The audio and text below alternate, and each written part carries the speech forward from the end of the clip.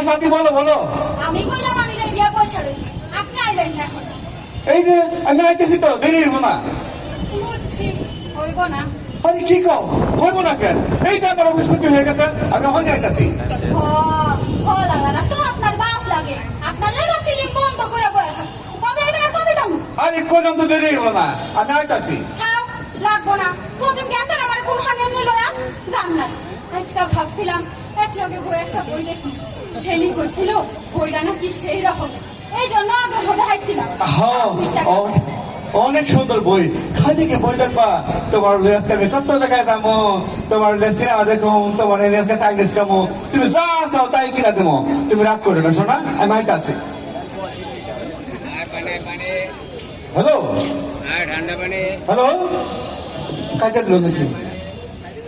Hello সাথী, কাইটা দিছে মনে হয়। তোমার লেগে কেমন লাগছে? আমার লেগা? আমি এনে কি করছি? আমি কইছি বড় রেডি করে তুমি আমার লাগে আছো। কাল লাগা?